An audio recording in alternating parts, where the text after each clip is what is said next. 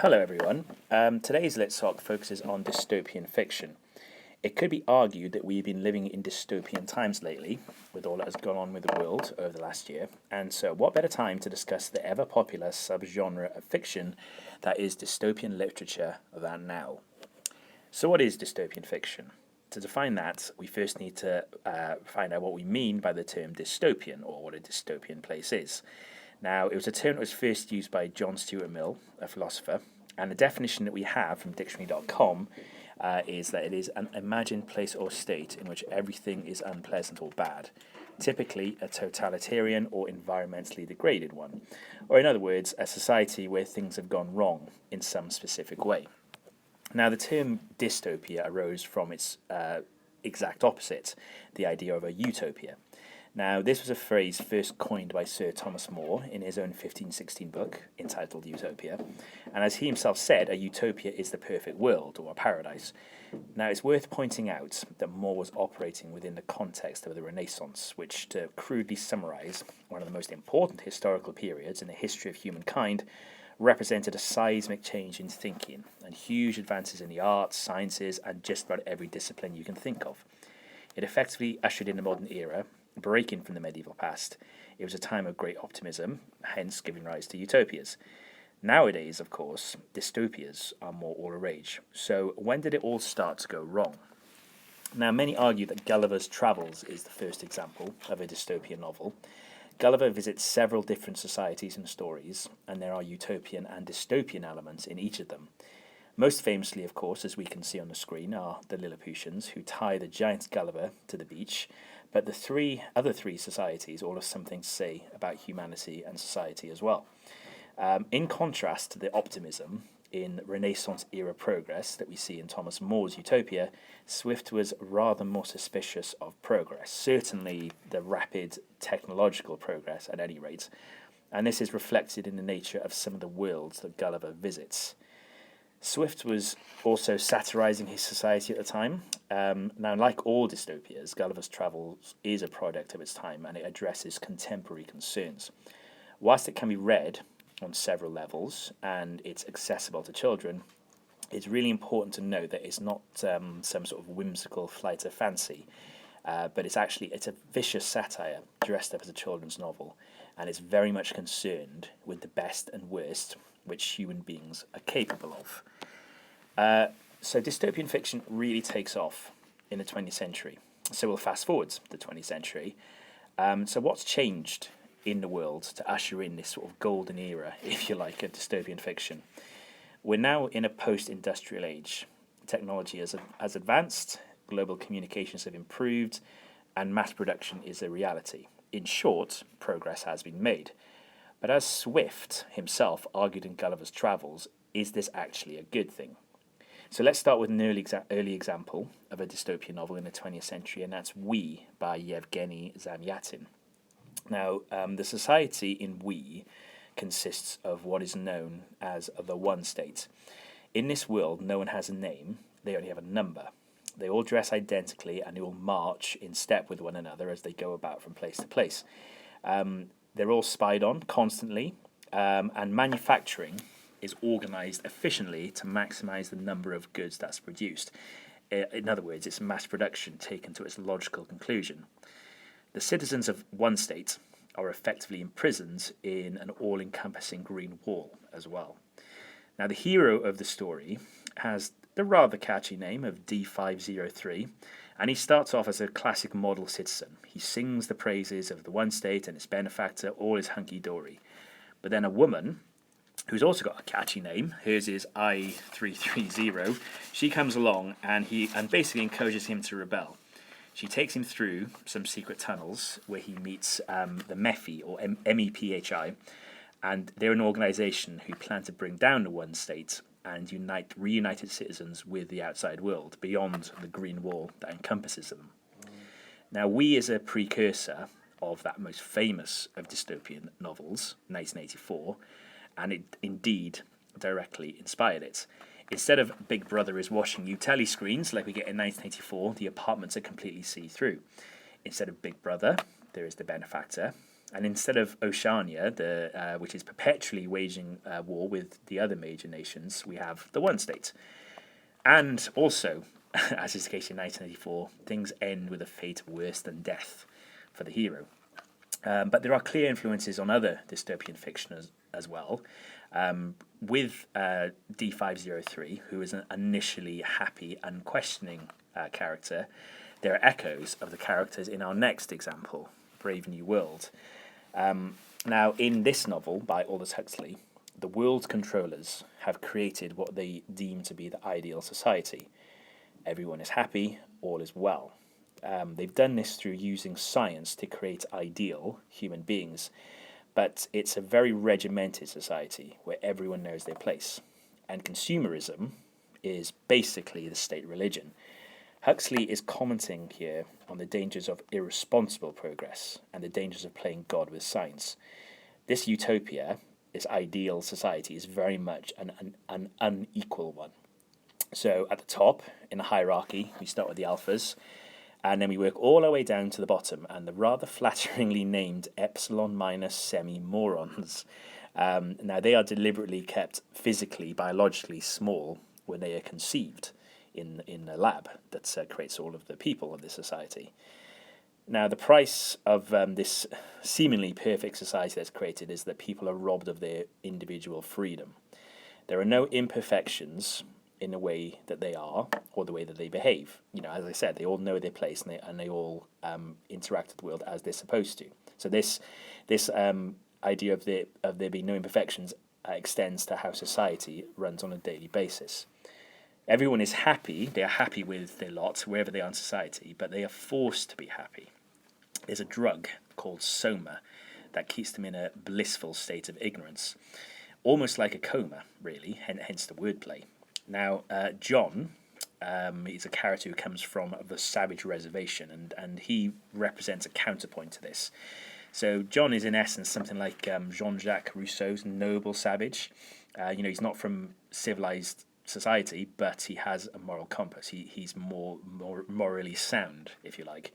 Now, John is plucked from the savage reservation, where he has lived with the natives there, to see this brave new world. Now, this effectively plays off the narrative trope of the country bumpkin going to see the bright lights of the city. But far from being enamoured with this brave new world, where everyone is seemingly happy, he is bitterly disappointed and even horrified by the excesses of it. Now, when he enters this brave new world, he ends up sparking a riot, and he is summoned to see Mond, who is the world controller of Western Europe. And in this meeting, he demands the right to be unhappy, rather than being coerced to conform and live in a state of blissful, preconditioned, happy ignorance, arguing that to do so dehumanizes him. So it rather begs the question, if living in a state of permanent happiness is desirable, would you choose to be incapable of unhappiness at the cost of individual freedom if you were offered the choice? That's the dilemma. Now, 1984 is not only one of the best-known dystopias, but it's one of the best-known novels ever written, and that's with good reason. Its scope and its influence is truly vast, and it is truly deserving of its accolade of an all-time classic. So which dystopia tropes is it most successful in depicting?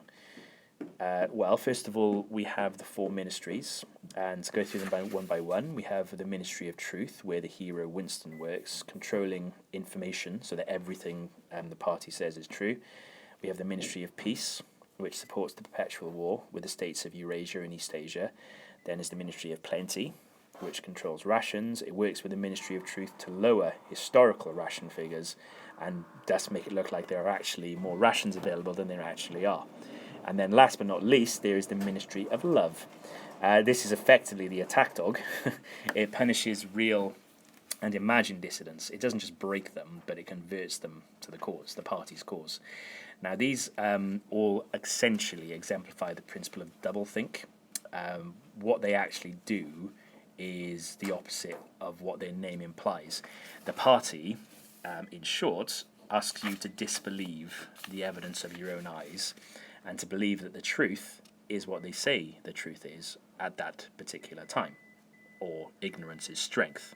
In other words, as the bottom slogan on the book cover there says.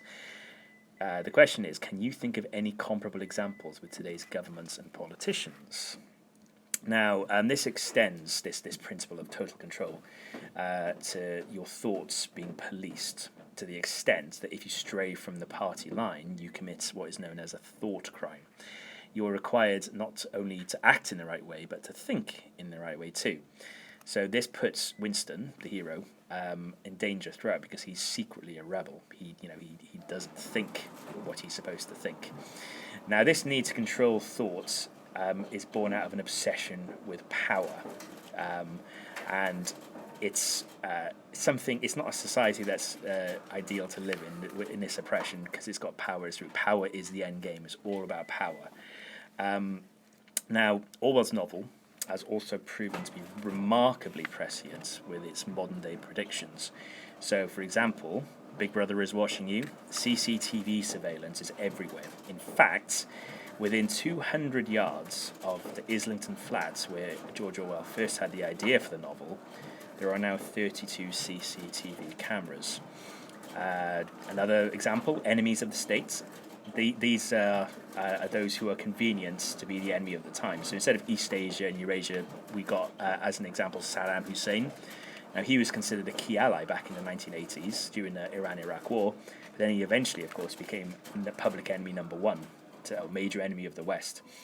And then there are classic examples of willful perversion of the truth by those in power, in authority. One particularly relevant one, and I'm citing this one because in the light of it led to a spike in sales of 1984, was the clearly false claim by Donald Trump that, well, not by Donald Trump himself, but by his press officer, that the highest attendance of all inaugurations of all times was at his inauguration. And when that was queried, when footage was presented to show that that was not the case, it was explained as being alternative facts.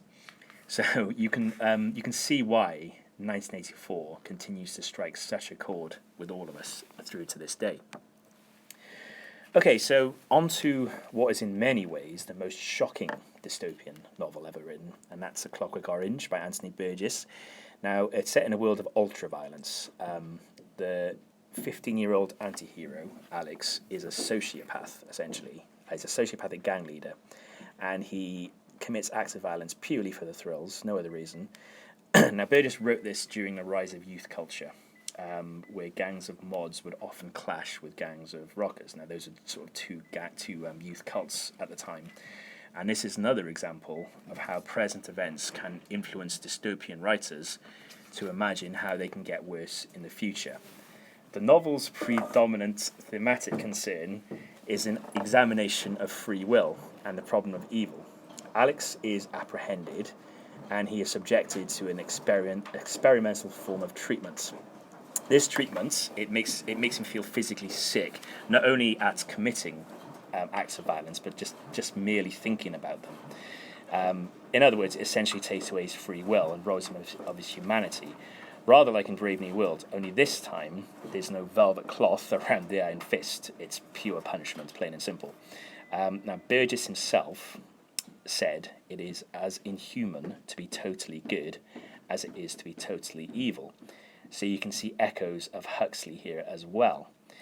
Now, the final chapter of the novel is also a major talking point. In the final chapter, Alex mends his ways and he gives up his violent lifestyle by choice. That's the original ending.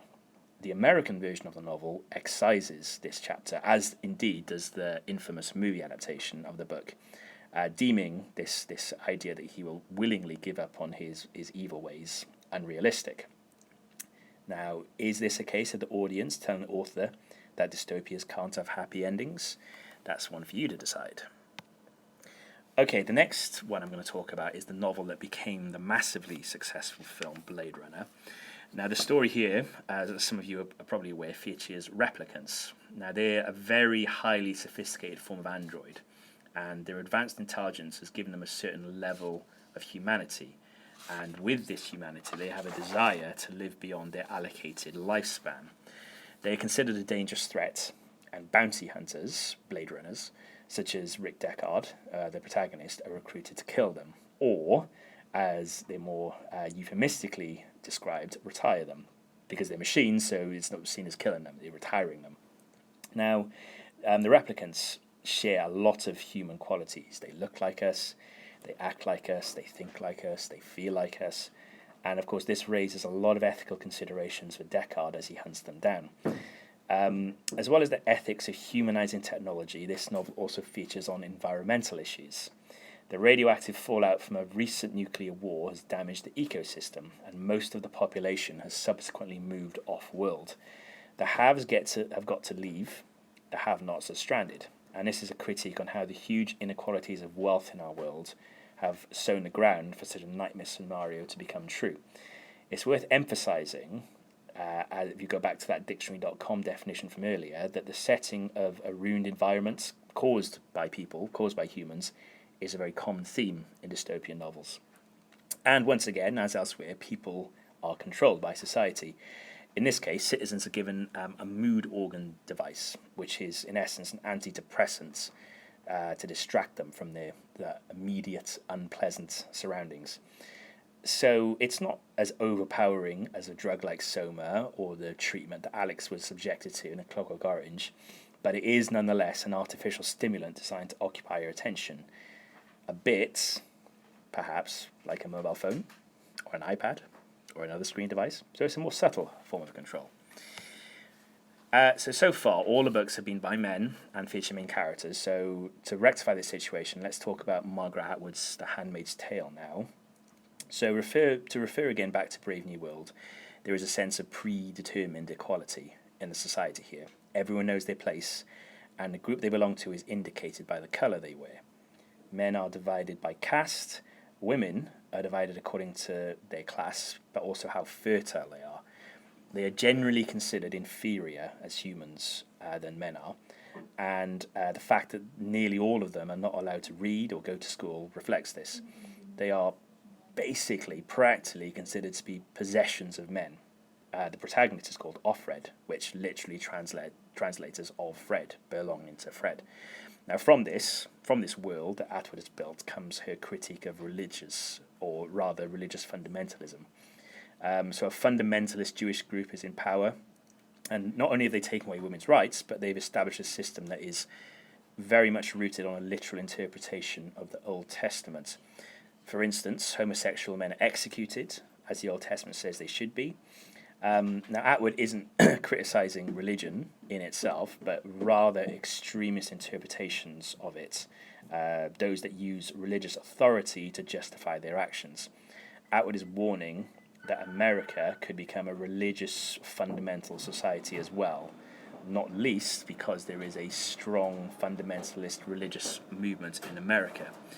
Now, it's easy to draw the conclusion that A Handmaid's Tale is a feminist text, and it is, but it's also worth pointing out that Atwood warned that certain forms of feminism are no better than religious fundamentalism. For example, feminist groups that insist on censoring offensive material are opening themselves up to the charge of being anti-democratic. All the same, Handmaid's Tale is a very important book for the simple reason that it makes clear that in a dystopia, gender concerns are no less important than any others. Atwood has gone on record as saying that when people make promises of a utopian society, they are almost always predicated on the notion that things will be better if we get rid of this group of people. And with there still being more misogyny in the world than we perhaps would care to admit, as certain recent events in the news have shown us, women being ostracised and marginalised in a way that, say, for example, asylum seekers or transgender people are, perhaps is something that's perhaps a bit more plausible than we might like to think. So my next example, Fatherland, is an example of an alternative history dystopia. This is set in a world where Germany and the USA are the two superpowers, and they're locked in a very different sort of Cold War to the one we saw in our world between the USA and the USSR. Britain is a puppet state with the Nazi sympathiser Edward VIII on the throne. Life under Hitler in 1964, when the novel is set, is still as oppressive as it was when he was in power in our world. And there are definite shades of 1984 here as well, such as in the idea of perpetual war between with the Soviet Union in the case of Germany here, because the Soviet Union are fighting a guerrilla war to preserve their remaining territories. So it is an imagined world, but it bears a vivid and frighteningly close relation to the reality of what is perhaps the most horrifying regime in history, Nazi Germany. Conspiracy theories form a big part of the narrative. In a story, Hitler is due to hold peace talks with the USA, and in so doing, he's covering up the atrocities of Auschwitz and other death camps by basically bumping off those who had planned the Holocaust. Remember, the horrors of the Holocaust, Auschwitz and other places, would have remained a secret had Germany won World War II. In the novel, the hero, Xavier March, he uncovers this when he is investigating a murder. Now, the magnitude of covers-up such as this are horrific indeed in a dystopian society. It's a lot more easier to cover these things up than it would be in a less dystopian society. Now, as it's an alternative history, it could be argued that what gives Fatherland its power is the sense that, had one or two things worked out in Hitler's favour, he would have won the war. We can take comfort, on one hand, in the knowledge that things didn't work out this way, but on the other hand, it's a sort of unsettling reminder of how bad things might have been, and how we need to learn lessons from that. In essence, it's a warning from history, as indeed are other alternative history books. So, now there are loads of other dystopian novels out there, far more than I can explore in depth here. So here's just a few more notable examples. So just to pick out a few of them, another early dystopia is Franz Kafka's The Trial, where the labyrinth procedures of government bureaucracy torments the protagonist, K, and punish him for a crime of which he has no knowledge, let alone recollection of having committed. Some have said that our government's bungled, ever-changing mishandling of the coronavirus pandemic has almost been Kafkaesque. They've set the rules, the public follows them, the government doesn't like the results, and so they deny setting the rules and find a way to blame the public. Make of that what you will. Ray Bradbury's Fahrenheit 451. Now, the key theme here is censorship and clamping down on anything which shows dissent. The burning of books is very symbolic because books are vessels for ideas, and by strictly controlling ideas and therefore knowledge this way, people can't access potentially subversive views. So it's very oppressive. And then we have Cormac McCarthy's The Road, which is an example of the post-apocalyptic subgenre. This is a type of story where humanity has been more or less completely wiped out. So whilst there is no society as such to explore, like in all the examples we've looked at so far, the circumstances that led to the situation where there is no society can still be critiqued, as indeed can the behaviour of those who are living, still alive in this post-apocalyptic environment, which The Road very much does. Now, over the last 10 years or so, we have seen an explosion of dystopian fiction in YA. Which is in itself is an interesting phenomenon. Why are teenagers reading more dystopian books? To try and answer that question, I look in depth at some of the more notable examples that we've got on the screen here, starting with Where Else But the Hunger Games, which is arguably the one that did more than any other to kickstart the YA craze for dystopian fiction. Now, violence features very prominently in this novel, with the gruesome events that are the annual Hunger Games. Now, in making each district of the futuristic Panem fight each other, the government is distracting each individual district from ganging up, clubbing together against them. It's the divide and conquer principle. There are clear echoes of 1984 here, the idea of keeping the population distracted by having a constant war against someone else to distract them from your own wrongdoing. But it could be argued that a very different sort of wars are going on here. The so-called culture wars that are happening over things like statues and flags and singing Rule Britannia at the proms. And all of those issues that are being spotlit by certain sections of the media distract people from other issues that perhaps the government does not want us to think about. So, I'll leave you to think about that one. Now, Suzanne Collins explained that she got the idea for the Hunger Games whilst channel surfing. In seeing a reality show on her TV next to the footage of the invasion of Iraq, she just saw the two things combined and they blurred together in her head to give her the idea of the Hunger Games. The games themselves are basically an orgy of violence, but they're hyped up as a showbiz event with all of the the glamour and the razzmatazz this entails. Violence, in other words, has been commodified and basically become a form of entertainment, or indeed a form of what is known as hyperreality. Now, this is the idea. It's a critique, a very postmodern theory that essentially says that TV desensitizes us, and whether it's news footage of a war or a bunch of wannabe celebrities thrown together on an island, TV presents a distorted, hyper-real image of the truth that has become our new reality, our new truth. So if we apply that to the Hunger Games, the viewers of the Hunger Games feel like they are really in the arena, but in fact, they're experiencing a distilled form of entertainment that is totally different to the brutal reality on the ground. So it rather begs the question, does TV, especially reality TV, do the same to today's viewers?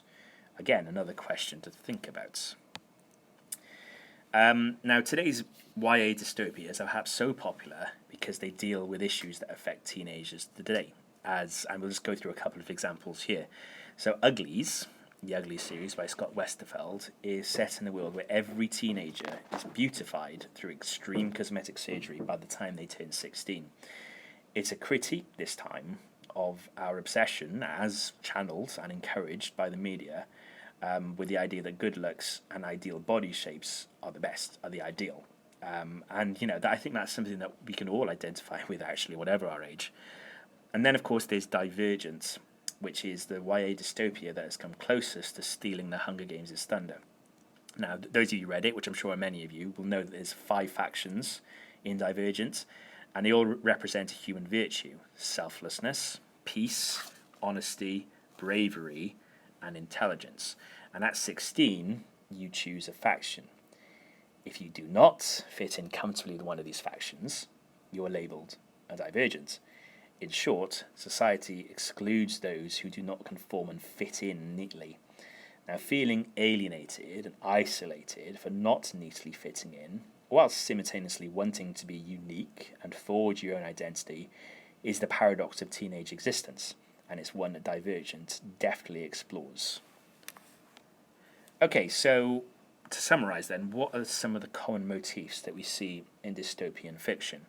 So, first of all, freedom, and a general sense that freedom, in all its guises, even freedom to suffer and be miserable, in some cases, is being oppressed by the state machine.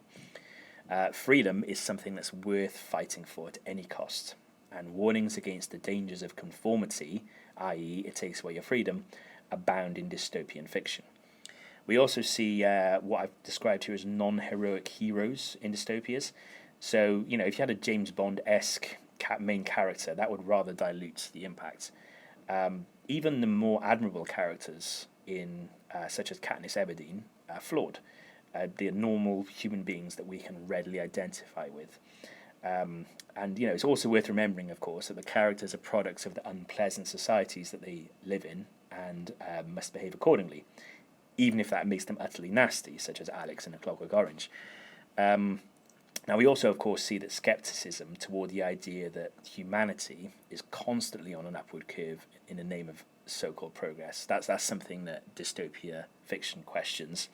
It should be emphasized that dystopian fiction is not an outright rejection of the need to better ourselves, or that it rejects the idea of science and technological progress outright. It's more of a warning that such progress shouldn't go unchecked.